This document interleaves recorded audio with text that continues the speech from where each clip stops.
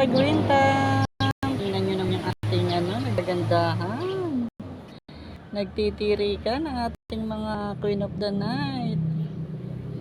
Ang dami niya. Yan, abang-abang tayo mamaya. Ilalive natin yan mamayang gabi. Wag lang ulan. Pagbuka ang Queen of the Night. Ngayon po ay alas 3 na hapon. Pero parang sumisilip na yung bulaklak niya. Yung kanyang pagpa. Kasi may way na siyang lumalabas. Oh.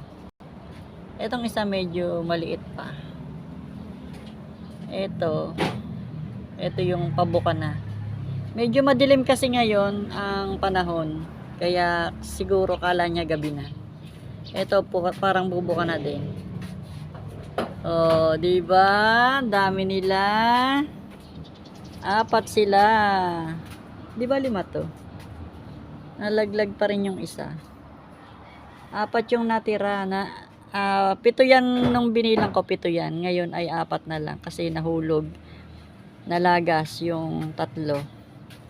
Pero may 4 pa tayong natira. Ang ganda nila. Sabay-sabay sila bubuka. Itong 3 na to. Pero ito parang bukas pa to.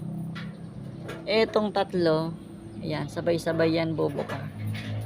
Si Queen of the Night, abang-abang sa ating pagla-live mamayang gabi. Sana wag umulan para makapag-live tayo sa pagbuka ng ating Queen of the Night. Para siyang tuka ng tuka ng baby.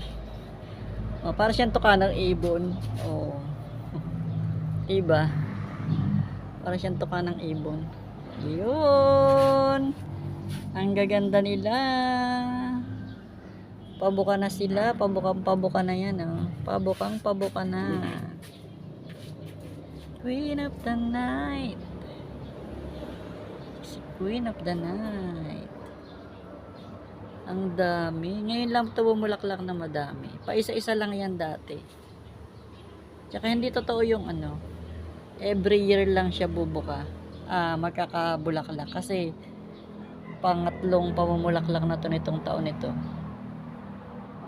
Oh, diba? Ayan silang lahat. Yung 3 bubuka yan mamayang gabi. Abang-abang tayo. Abang-abang sa pagbuka ng ating Queen of the Night. Ayan. For today's vlog. Babu!